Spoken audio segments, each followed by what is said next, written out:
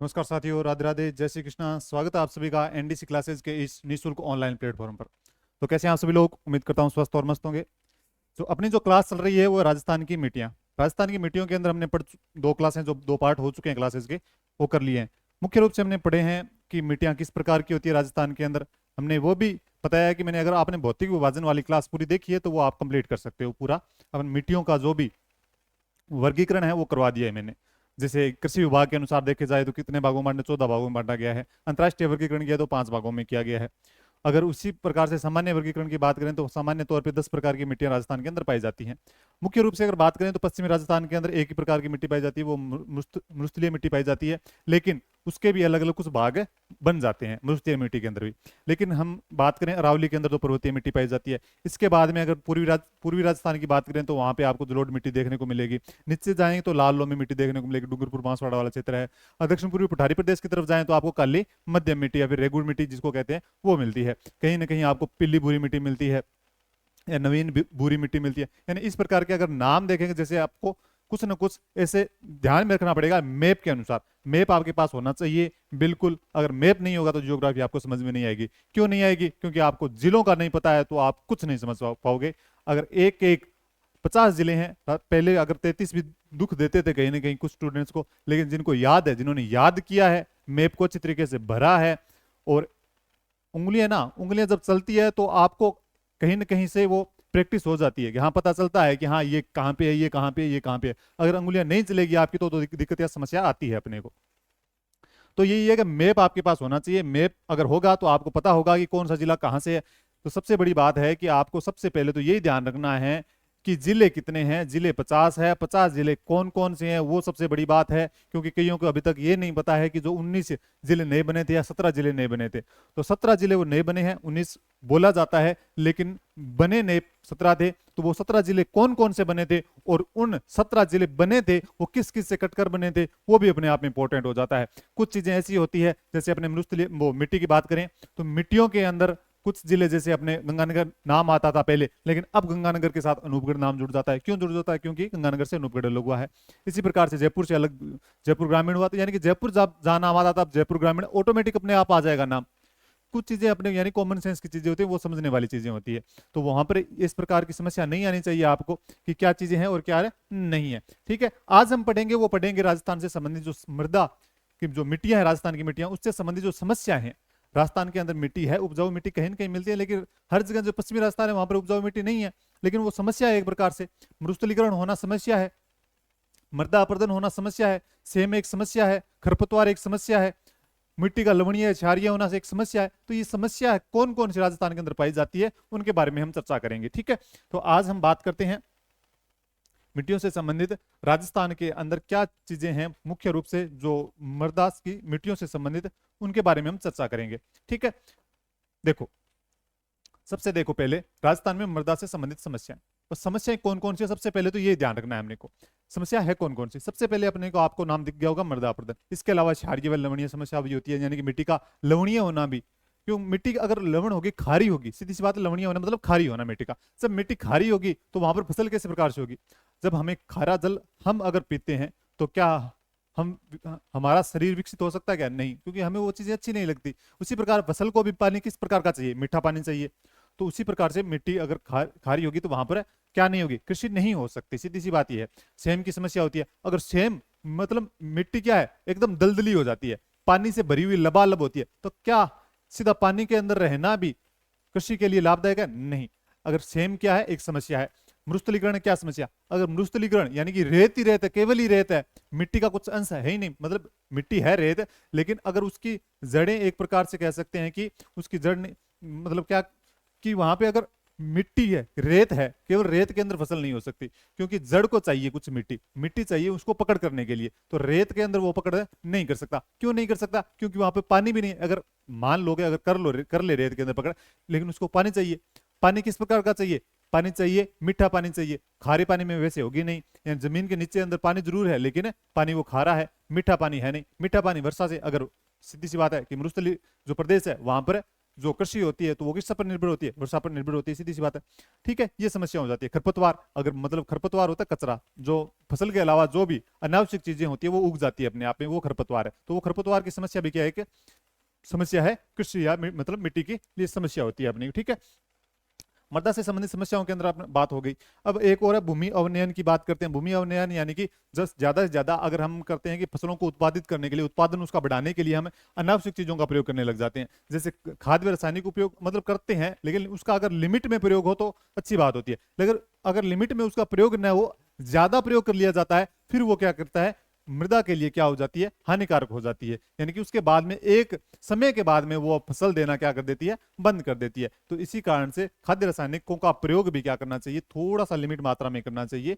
ये चीजें होती है। इसी प्रकार कारण से आजकल चलते हैं जैविक खेती का नाम बहुत ज्यादा चलता है कि उसके अंदर खाद रासायनिक खाद नहीं होती, वो जैविक खाद होती है। ठीक है, तो आज हम बात करेंगे मृदा अपरदन के बारे में कि मृदा अपरदन होता क्या है। सबसे पहली बात तो यही है, मृदा अपरदन होता क्या है। मृदा का अपरदन होता है यानी कि मिट्टी का एक स्थान से दूसरे स्थान पर चले जाना, यानी कि मिट्टी एक जगह टिक कर नहीं रहती, वो दूसरे स्थान पर चली जाती है। किस प्रकार चल जाती है, तो वो जाती है वायु द्वारा जाती है, या फिर जाती है तो अपने को पानी के द्वारा जाती है। मुख्य रूप से किसके द्वारा जाती है, वायु व पानी द्वारा। वायु व पानी द्वारा जाती है। या तो हवा चलेगी या फिर पानी। पानी किस प्रकार से, बारिश होगी तो बारिश से क्या होती है, बारिश साथ अपने साथ मिट्टी बहा कर ले जाती है, वो होती है चीजें। ठीक है, तो मृदा अपरदन होता है या तो होता है वायु, बारिश व हिमपात। हिमपात यानी कि एक प्रकार से कहते हैं हिमपात, जब भी बर्फ होती है, बर्फ के द्वारा भी क्या, बर्फ जब पिघलती है तब भी क्या करती है, पानी का रूप लेती है और पानी से क्या हो जाती है, मिट्टी को अपने साथ लेकर चली जाती है। तो इसके द्वारा होने वाली के द्वारा होने वाली, या कह सकते हैं हिमपात के द्वारा मिट्टी को एक स्थान से दूसरे स्थान पर ले जाना।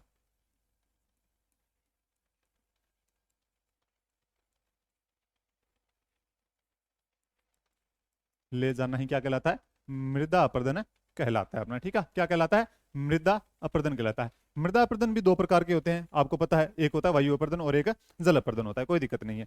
सबसे बड़ी बात है कि मृदा की सबसे हानिकारक समस्या है, हाँ क्वेश्चन पूछा जा सकता है कि सब मृदा की सबसे हानिकारक समस्या कौन सी है, तो मृदा अपरदन है। क्या है, मृदा अपरदन है। ठीक है, मृदा की रेंगती हुई मृत्यु। रेंगती हुई मृत्यु किस प्रकार से है, रेंग रही है मतलब कि जमीन पर ही चल रही है, वो कोई उड़कर या नहीं जा सकती, जमीन पर ही रेंग रही है, वायु के द्वारा या पानी के द्वारा एक आगे भाग कर ले जा रहे। तो रेंगती हुई मृत्यु किसको कहा गया है, इसी को कहा गया है। कृषि का क्षय रोग भी इसको कहा गया है। क्या कहा गया, क्षय रोग। इस मृदा अपरदन को क्या कह सकते हैं, कृषि यानी कि कृषि का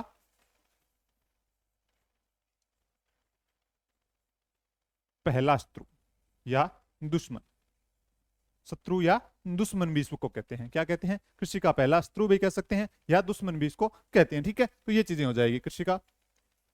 तो ये क्या है, मृदा अपरदन है। मृदा अपरदन क्या है, दो प्रकार का होता है, आपको पता है, जल अपरदन और वायु अपरदन।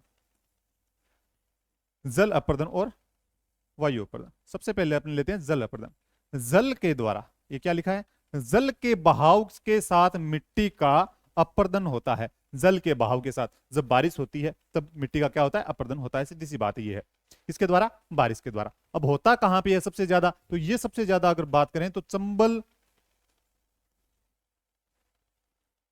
नदी के क्षेत्र में या चंबल बेसिन के क्षेत्र में कह सकते हैं इसको। क्यों, क्यों आपको पता है, अब नाली का अपरदन सबसे ज्यादा वहीं पे होता है। हाड़ौती पठार जो उसकी सहायक नदियां हैं चंबल की, वहां पे सबसे ज्यादा प्रभावित कौन सा क्षेत्र है, तो बात करें तो वो हाड़ौती का पठार है। जो कौन सा, हाड़ौती पठार, दक्षिण पूर्वी पठारी प्रदेश जिसको कहते हैं अपने, दक्षिण पूर्वी पठारी प्रदेश, कोटाबूंदी बारां झालावाड़ वाला क्षेत्र आ जाता है अपना। कौन सा आ जाता है, ये आ जाता है। अब देखो जल अपरदन के प्रकार होते हैं। जल अपरदन के भी दो प्रकार होते हैं। एक होता है अवनालिका। अवनालिका, अवनालिका, अवनालिका आपको पता लग रहा है नाम से, अवनालिका, नाली, नाली अपरदन कहते हैं जिसको। नाली अपरदन किस प्रकार से कहते हैं, जो नदियां हैं, जब पानी उनके अंदर भरपूर होता है, जब वो पानी आगे चलता है तो एक नालीनुमा आकार ले लेती है नदी।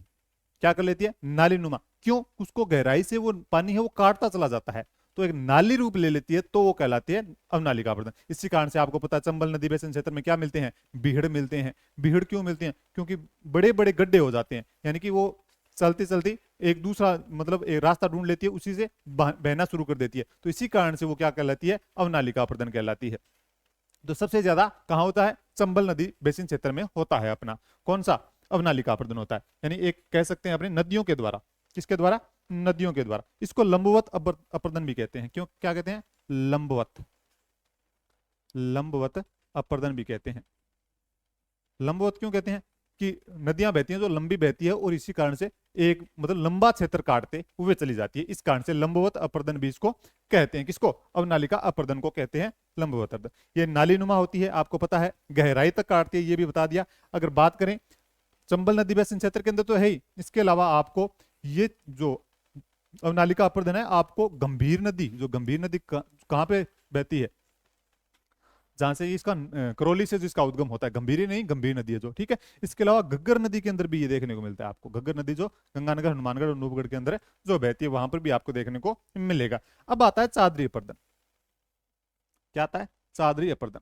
ये क्या चीज है? देखो, अब चादरी अपर्दन होता है, ये तो होता है देखो नदियों द्वारा जो अवनालिका अपर्दन है, लेकिन चादरी अपर्दन की बात करें तो बारिश तो होती है, शानदार होती है बारिश।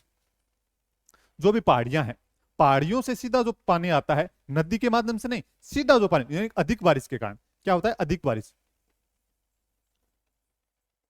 अधिक वर्षा के कारण, यानी कि जब पानी ज्यादा बारिश हो जाती है, ज्यादा वर्षा होती है, तो मिट्टी है वो क्या आ जाती है? पहाड़ियों से नीचे आने लगती है, वो कहलाती है चादरी अपर्दन। यानी कि जो मिट्टी है, जो पोषक तत्व होते हैं मिट्टी के, वो क्या हो जाते हैं? नष्ट हो जाते हैं। यानी कि जो ऊपर जो मिट्टी होती है उसके क्या होते हैं?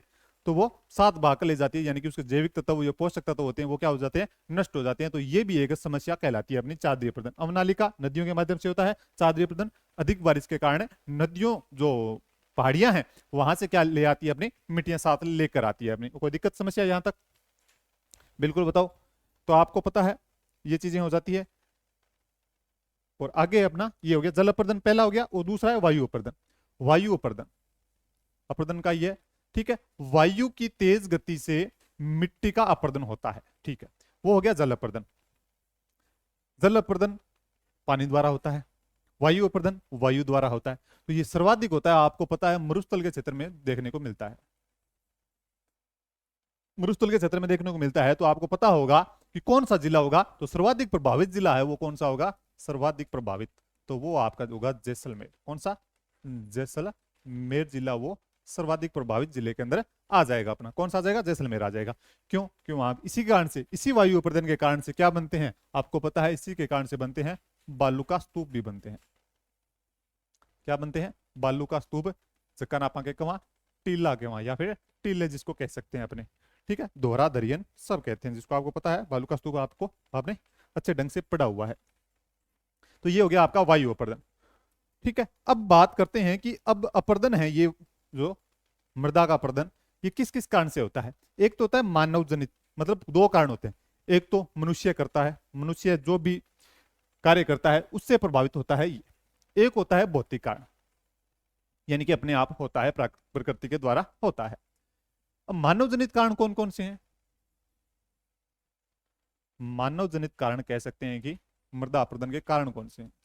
कारण मानव जनित कौन से हैं? तो मानवीय कारण कह सकते हैं अपने। मानवीय कारण कौन कौन से हैं? जैसे कि वनोन्मूलन,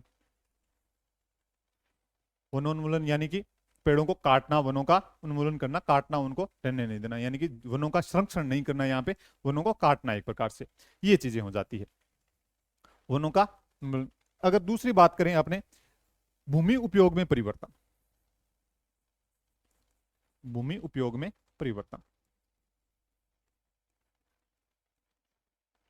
भूमि उपयोग में परिवर्तन, यानी कि भूमि उपयोग में परिवर्तन, हम किसी भूमि को किसी फसल के लिए उपयोग में लेते हैं, यानी कि उसको दूसरी फसल के लिए उपयोग में लेना, यानी कि जो फसल होती है उसके लिए उपयोग में न लेकर दूसरी फसल के लिए उपयोग में लेना, ये भूमि उपयोग में परिवर्तन होता है। बार बार परिवर्तन करने से भी क्या होता है? मृदा का अपर्दन होता है।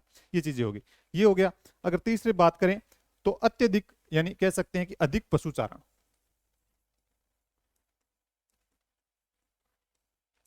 यानी कि पशुओं को हम जब चराते हैं, तो पशु जब चरते हैं तो अब पूरा का पूरा यानी कि जो भी जैसे घास है, तो घास को पूरे के पूरे यानी कि जड़ से खाद लेते हैं उसको। जब जब अत्यधिक यानी कि ज्यादा पशुचारण होगा तब क्या मिट्टी क्या है ऊपर आ जाती है, रेत क्या है ऊपर आ जाती है, तो इस कारण से भी क्या होता है अपना मृदा अपरदन होता है। ये मानव जनित कारणों के अंदर आएगा। इसके अलावा बात करें जूमिंग कृषि, आपने जो जूमिंग कृषि वनों को जलाकर की जाने वाली कृषि भी इसके अंदर आ जाएगी आपके। किसकी? जूमिंग कृषि। जूमिंग कृषि भी इसके अंदर आ जाएगी। अब और कह सकते हैं कि दोषपूर्ण फसल चक्र। दोषपूर्ण फसल चक्र कौन सा होता है? दोषपूर्ण फसल चक्र होता है कि हमें बोना कुछ और होता है, बो कुछ और देते हैं, यानी कि एक प्रकार से जो उसके अंदर नियमितता होती है वो नहीं होती है। दोषपूर्ण यानी कि फसल कुछ दूसरी बोनी होती है और बो दूसरी देते हैं, इस कारण से दोषपूर्ण फसल चक्र भी इसके अंदर आता है, मृदा अपरदन के कारणों के अंदर आ जाता है। ठीक है। एक आ जाती है आपकी, अगर आप अत्यधिक सिंचाई भी कर रहे हो, क्या कर रहे हो? अत्यधिक सिंचाई भी कर रहे हो, तो भी इसके अंदर आपका आ जाएगा। किसके अंदर आ जाएगा? मृदा अपरदन का। अब दूसरा है भौतिक कारण। अब भौतिक कारण कौन कौन से देखो, भौतिक कारण है आपके जैसे बाढ़, बाढ़ का आना, भूस्खलन होना यानी कि भूमि का खिसकना, भूस्खलन होना मतलब बारिश के कारण होना, ये चीजें आ जाती है। अब तेज अंधड़ आता है। तेज अंधड़ जब बारिश होती है, जब बारिश होने का मौसम होता है, बारिश से पहले क्या आता है? तेज अंधड़ आता है, तो वो भी भौतिक कारणों के अंदर आता है। इसके अलावा तेज आंधियां भी होती है, आंधियां भी इसको आता है। जब आपको पता है गंगानगर जो गंगानगर जो क्षेत्र है, गंगानगर जिला है, उसके अंदर सर्वाधिक आंधियां चलती है राजस्थान के अंदर, तो वो भी इसके अंदर आ जाता है, मृदा अपरदन के कारण आता है। आंधियां यानी कि हवाएं चलती है ज्यादा, तो ये भी भौतिक कारणों के अंदर आता है। ये चीजें आ जाएंगी, ये जो अपने अपरदन के कारण है, मृदा अपरदन के कारण है। आगे है सेम की समस्या। अब सेम की समस्या क्या है? ये देखो, सेम की समस्या, सेम की समस्या यानी कि जमीन का दलदली होना, ज्यादा बारिश या ज्यादा सिंचाई के कारण जो दलदली भूमि हो जाती है। अगर बात करें सेम की समस्या और किस कारण से होती है, जमीन के नीचे क्या पाए जाते हैं? विशाल चुन्ने पत्थर की चट्टानों का विस्तार होना। ये इंपॉर्टेंट कर लो। सेम समस्या केवल बारिश के कारण या मतलब ज्यादा सिंचाई के कारण नहीं होता, होता है क्यों? जल का रिसाव कह सकते हैं कि हो नहीं पाता, पानी जमीन के अंदर बैठ नहीं पाता। इस कारण से क्यों नहीं बैठ पाता? क्योंकि नीचे क्या होता है? चूने पत्थर की विशाल चट्टानें होती है, इस कारण से पानी ऊपरी रह जाता है। इस कारण से भूमि है, जमीन है, वो किस प्रकार की हो जाती है? दलदली हो जाती है। अब देखो सेम की सर्वाधिक समस्या क्या है? सर्वाधिक समस्या है इंदिरा गांधी नहर क्षेत्र और गंग नहर सिंचित क्षेत्र, यानी इंदिरा गांधी नहर क्षेत्र और आप देखे जाए तो गंग नहर, वो दोनों कहाँ पे है? इंदिरा गांधी कहाँ पे है? गंगानगर, हनुमानगढ़ आपका और बीकानेर, तो ये क्षेत्र आ जाएंगे। गंगा नहर आपको पता है गंगानगर में है, तो ये क्षेत्र आ जाएगा। अगर बात करें सर्वाधिक सेम प्रभावित गांव कौन सा है? बड़ोपल है। बड़ोपल कहाँ पे है? हनुमानगढ़ के अंदर है। सर्वाधिक सेम प्रभावित जिला भी आपको वहीं देखने को मिलेगा, यानी कि ज्यादा अधिक सिंचाई वाले क्षेत्र के अंदर आपको अधिक सेम की समस्या देखने को मिलेगी। ठीक है। बात करें और बताओ और क्या चीजें आएगी इसके अंदर? जमीन दलदली हो जाती है, आपको बता दिया। और गंगानगर, हनुमानगढ़ और बीकानेर, गंगानगर आ जाएगा, हनुमानगढ़ आ जाएगा, अनूपगढ़ भी आ जाएगा और बीकानेर भी आ जाएगा। यानी कि ये प्रभावित जिले हैं किससे? सेम की समस्या से प्रभावित जिले हैं। तो ये कौन कौन से आ जाएंगे? सेम, गंगानगर, हनुमानगढ़, अनूपगढ़ और बीकानेर आ जाएंगे। ठीक है। अगर इसका समाधान पूछ दिया जाए कि समाधान किस प्रकार से होता है, तो वो चीजें बताओ आप। एक तो आपको लगाना है समाधान के लिए, समाधान अगर आपको करना है तो क्या लगाना पड़ेगा? आपको लगाना पड़ेगा सफेदा। अब सफेदा क्या चीज होती है? सफेदा क्या चीज होती है? सफेदा को कहते हैं यूकेलिप्टिस इंडिका, यूकेलिप्टस इंडिका, ये सफेदा है। ये क्या करता है? सेम की समस्या यानी कि पानी जो दलदली भूमि होती है उससे पानी क्या करता है? ज्यादा सोखता है। एक पेड़ है सफेदा। अब सफेदा लगाना होता है, लंबा चौड़ा, मतलब एक प्रकार से कह सकते हैं कि लंबा ज्यादा होता है, बहुत ऊंचा होता है वो। तो सफेदा लगाने के मतलब सेम की समस्या को दूर करने के लिए क्या लगाया जाता है? सफेदा लगाया जाता है। तो आपको नहर जो क्षेत्र है, नहरी क्षेत्र है, यानी कि नहरों के आसपास आपको इस प्रकार के पेड़ देखने को भी मिलेंगे सफेदा। ठीक है। चौड़ी पत्तियां होती है, लंबी और चौड़ी पत्तियां होती है उसकी।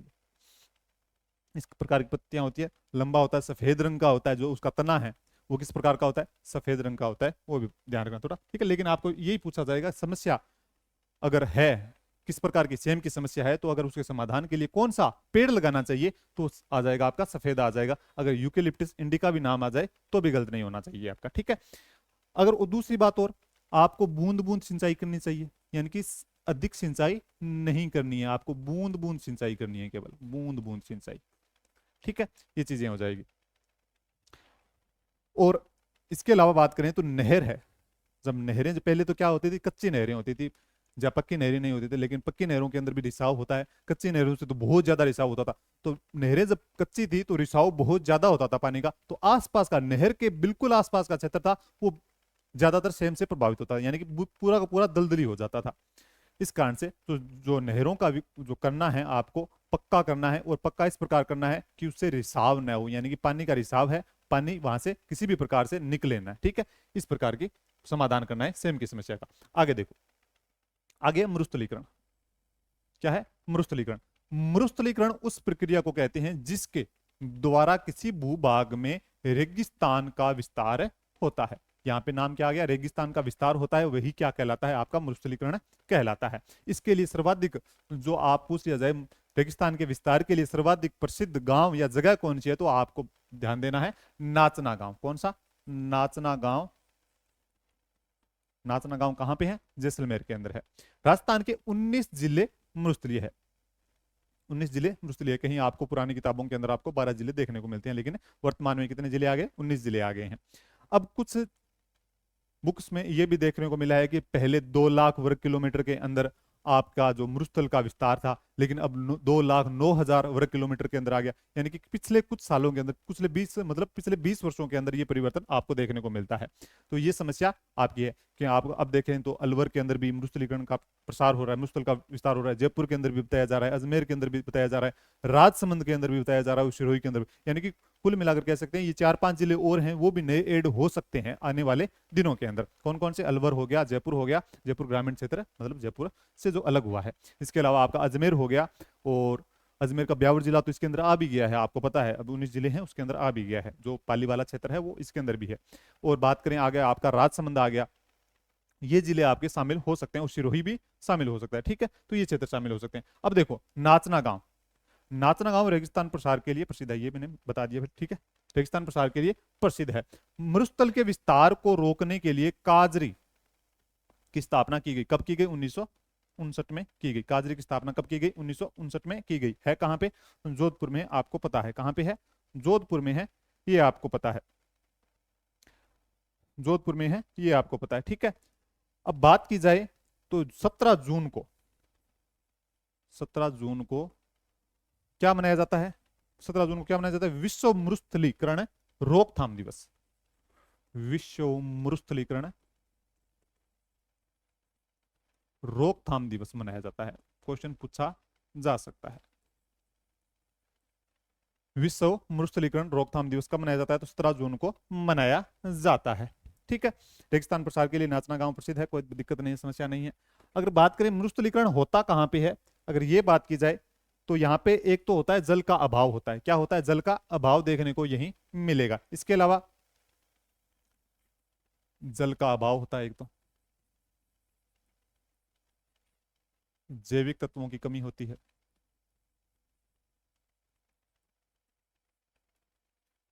और मिट्टी में नमी का अभाव होता है, मिट्टी में नमी का अभाव होता है। तो ये किसमें देखने को मिलेगा आपको, मरुस्थलीकरण, यानी कि आपको पता है जल का अभाव होता है, सीधी सी बात है, अगर जल ही होता तो जमीन अगर नमी होती जमीन के अंदर, तो मरुस्थलीकरण होता कैसे, मिट्टी जो गिल्ली मिट्टी है वो कभी उड़ती हुई देखी है क्या, तो नहीं उड़ती, तो गिल्ली मिट्टी नहीं उड़ती, मरुस्थलीकरण केवल सूखे प्रदेशों में देखने को मिलता है। तो ये चीजें आपको ध्यान में रखनी है, ठीक है। मरुस्थलीकरण किस प्रक्रिया को कहते हैं, जिसके द्वारा किसी भूभाग में रेगिस्तान का विस्तार होता है। परिभाषा पूछी जा सकती है तो आपको गलत नहीं होना चाहिए। 19 जिले मरुस्थलीय है। नाचना गांव रेगिस्तानी प्रसार के लिए प्रसिद्ध है। मरुस्थल के विस्तार को रोकने के लिए काजरी की स्थापना की गई, कब की गई, 1959 में की गई, आपको पता है। और 17 जून को विश्व मरुस्थलीकरण रोकथाम दिवस मनाया जाता है, ठीक है। ये चीजें हो गई। आगे देखो, आगे भूमि अवनयन, भूमि अवनयन, उपजाऊ भूमि की गुणवत्ता, उपयोगिता एवं उत्पादकता में कमी आना भूमि अवनयन कहलाता है। उसकी गुणवत्ता के अंदर, उसकी उपयोगिता के अंदर, उसकी उत्पादकता के अंदर अगर कमी आ रही है कहीं ना कहीं, तो वो क्या कहलाती है? भूमि अवनयन कहलाता है। क्या कहलाता है? भूमि अवनयन कहलाता है। अब भूमि अवनयन किस किस कारणों से होता है? भूमि का अत्यधिक दोहन किया जाता है तब होता है। भूमि का अत्यधिक दोहन, यानी कि उसकी उत्पादकता ज्यादा से ज्यादा चाहिए तो उसका दोहन किया जा रहा है, उसका ज्यादा से ज्यादा उपयोग किया जा रहा है। किस कारण से? भूमि का अत्यधिक दोहन, यानी कि ज्यादा फसलों का उपयोग किया जा रहा है उत्पादन के लिए। ठीक है। खाद व रासायनिक तत्वों का अधिक होना, यानी कि जब हम खाद व रासायनिक रासायनिक तत्वों का अधिक प्रयोग, जब हम किसी कृषि के लिए जब हम खाद व रासायनिक तत्वों का अधिक उपयोग करते हैं, तब भी क्या होता है? भूमि अवनयन होता है। उसकी उसकी उत्पादकता में क्या आती है? एक प्रकार से कमी आती है। यानी कि एक टाइम के लिए तो हमें ज्यादा उत्पादन देगी, लेकिन एक टाइम के बाद में वो क्या करेगी? आपको उत्पादन देना बंद कर देगी। तो वह खाद व रासायनिक तत्वों का अधिक प्रयोग करने के कारण भी होता है। अब अगर आप फसलों का चक्रानुसार, एक होता है मतलब चक्रानुसार बोना फसल को, जब एक फसल बोते हैं उसके बाद में कौन सी फसल बोनी है, ये मतलब ये इससे नहीं है कि एक बार में आपने गेहूं बो दी, हर बार आप गेहूं ही बोओगे, नहीं। अब कुछ साल के लिए आपको गेहूं बोने के बाद आपको सरसों या दलहनी फसलें, आपको इसके लिए आप बताया जाता है कि नाइट्रोजन की कमी को पूरा करने के लिए आपको दलहनी फसलों का मतलब बोनी चाहिए। जैसे जो हो गया चना, हो गया मूंग, मूंग हो गया, मोट हो गया, तो ये दलहनी फसलें हैं, वो आ जाती है इसके अंदर। तो दलहनी फसलों का बोना भी जरूरी होता है। इसके अलावा एक उड़द की फसल भी होती है, तो उसको भी अगर आप बोओगे तो भी इसके अंदर आपका क्या, भूमि अवनयन नहीं होगा, यानी कि उत्पादकता में कमी नहीं आएगी। यानी कि कुछ फसलें ऐसी होती है जो आपकी उत्पादकता को बढ़ाती है। मतलब कुछ टाइम के लिए आप वो फसलें बो सकते हो, उसके बाद में आप उसी मतलब दूसरी फसलें, जिस फसल को आप उत्पादकता लेना चाहते हो, वो फसल वापस बो सकते हो। तो नाइट्रोजन की कमी के दूर करने के लिए कौन सी फसलें बोनी चाहिए? दलहनी फसलों का प्रयोग करना चाहिए।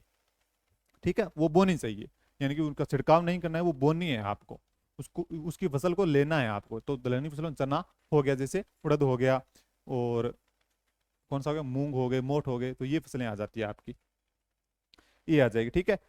अगर इसके अलावा उर्वरक शक्ति, जिप्सम का प्रयोग किया जाता है इसको दूर करने के लिए। किसका? जिप्सम का प्रयोग, जिप्सम का, फास्फोरस का भी प्रयोग किया जाता है, फास्फोरस का प्रयोग भी किया जाता है, जिप्सम व फास्फोरस का प्रयोग भी किया जाता है इसके अंदर, इनको दूर करने के लिए। ठीक है। कोई दिक्कत, समस्या यहाँ बताओ? इसके अलावा खरपतवार की समस्या है। खरपतवार समस्या कौन सी होती है? यानी कि जब भी हम फसल बोते हैं तो उसके साथ जो अनावश्यक तत्व साथ में उग जाते हैं।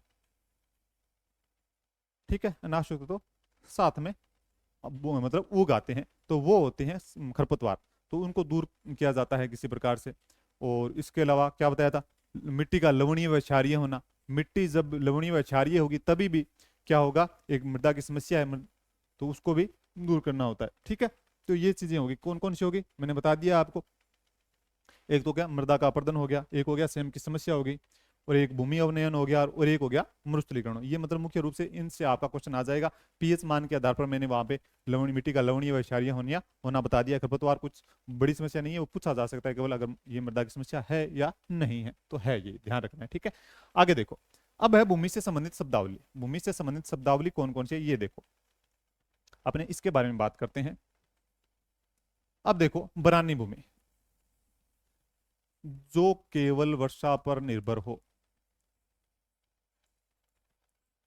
पर निर्भर हो, यानी कि यहाँ पे कृषि तो हो सकती है, लेकिन क्या नहीं है, यहाँ पर सिंचाई का कुछ कोई साधन नहीं है, नहरें नहीं है, कुएं नहीं है, तो वहां पर किस प्रकार की कृषि होती है? वो बरानी कृषि होती है।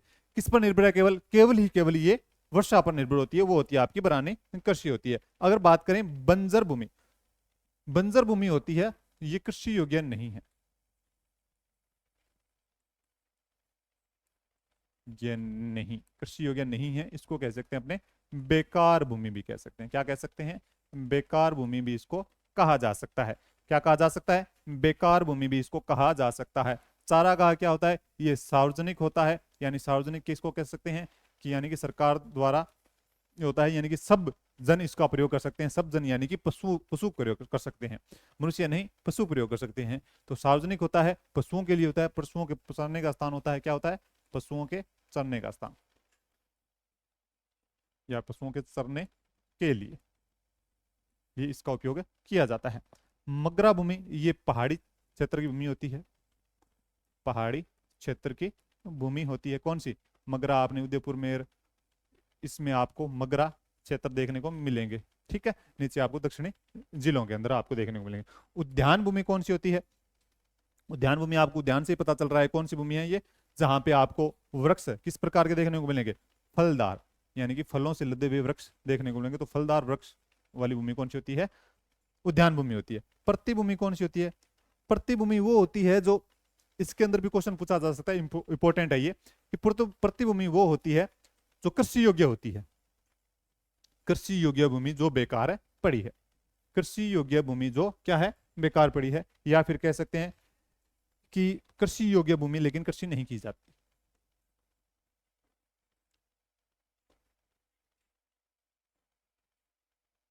कृषि योग्य, कृषि योग्य भूमि लेकिन कृषि नहीं की जाती। क्यों नहीं की जाती? क्यों नहीं की जाती? क्योंकि उसकी उर्वरक क्षमता है उसको बढ़ाने के लिए। इसके अंदर भी आती है, एक तो आती है पुरानी प्रतिभूमि, एक आती है जो पुरानी और वर्तमान या फिर नवीन प्रतिभूमि। पुरानी प्रतिभूमि वो होती है जिसको 5 साल तक छोड़ दिया गया है, उस पर कृषि नहीं की जाती है। क्यों नहीं की जाती? क्योंकि ज्यादा जब अगर फसल ले ली जाती है, जो फसल की उत्पादकता में कमी आने लगती है, तो उसको एक प्रकार छोड़ दिया जाता है कि उसकी उर्वरक क्षमता है वो बढ़ जाए, वापस आ जाए। तो वो 5 साल के लिए छोड़ जाती है, उसके बाद में कृषि की जाती है। वो होती है पुरानी प्रतिभूमि। नवीन प्रतिभूमि जिसको जस्ट छोड़ा गया, या 1 या 2 साल छोड़ा गया है, उसको उसको वापस है, यानी कि उसकी उपजाऊपन है उसको बढ़ाने के लिए, वो आ जाएगी आपकी वर्तमान प्रतिभूमि। जिसको 5 साल से अधिक समय हो गया वो पुरानी प्रतिभूमि, और 1 या 2 साल ही हुए हैं वो नवीन प्रतिभूमि आ जाएगी। अब चिकनोट, अब चिकनोट क्या होता है? चिकनोट ये मिट्टी है, चिकनोट मिट्टी ये मिट्टी होती है, कठोर मिट्टी होती है, कठोर कह सकते हैं, या फिर कठोर व चिकनी मिट्टी, कठोर व चिकनी मिट्टी आ जाएगी। वो कौन सी आ जाएगी? चिकनोट मिट्टी आ जाएगी। मतलब खड़ा हुआ है नहीं, मतलब घरों के अंदर पहले जो कच्चे घर होते थे, आज के समय में तो पक्के घर होने लग गए हैं, आज भी है गांवों में कच्चे घर देखने को मिलते हैं, तब उनको लीपते हैं, दीवारों को, घरों को लीपते हैं। तो उसके अंदर आपको पता है 2 प्रकार की मिट्टियां विशेष रूप से काम में ली जाती है। एक तो मिट्टी होती है जो होती है चिकनी मिट्टी, और एक होती है लाल या काली मिट्टी होती है। तो इनका उपयोग सर्वाधिक लिया जाता है। और जो रेगिस्तानी या कह सकते हैं मरुस्थलीय क्षेत्र है, तो वहां पर बहुत कम देखने को मिलती है इस प्रकार की मिट्टी। तो वहां पे एक क्षेत्र विशेष होता है कि वहां से मिट्टी लेके आते हैं। तो इस प्रकार की मिट्टी क्या कहलाती है? कठोर व चिकनी मिट्टी। तो इनका प्रयोग लिया जाता है, घर को लीपने में किया जाता है, घरों की दीवारों को लीपने के लिए। ठीक है, कच्चे घर होते हैं, जो कच्चा घर है जगह। ठीक है, फिर आती है मालभूमि। अब मालभूमि क्या है बताओ? मालभूमि होती है, माल से आपको पता चल गया, यानी कुछ ना कुछ इसके अंदर छिपा हुआ है। छिपा हुआ क्या है? उपजाऊपन छिपा हुआ है, यानी कि उसकी उपजाऊ मिट्टी है ये, सीधी सी बात है। माल भूमि यानी कि उपजाऊ मिट्टी है ये, इसको कहते हैं काली उपजाऊ मिट्टी, काली उपजाऊ मिट्टी, ये काली उपजाऊ मिट्टी होगी। तलाई भूमि क्या होती है?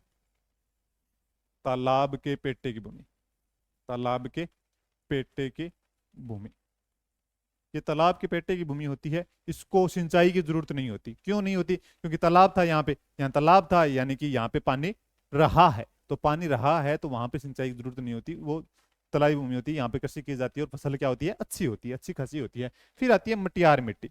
मटियार मिट्टी होती है, चिकनी भी होती है साथ में, और बालू मिट्टी भी होती है, मिश्रण होता है। मटियार मिट्टी बालू है चिकनी मिट्टी का मिश्रण, मिट्टी का मिश्रण, ये मिट्टी कहलाती है मटियार मिट्टी कहलाती है। क्या कहलाती है? मटियार मिट्टी कहलाती है। अब रेह मिट्टी क्या होती है बताओ? रेह मिट्टी क्या होती है?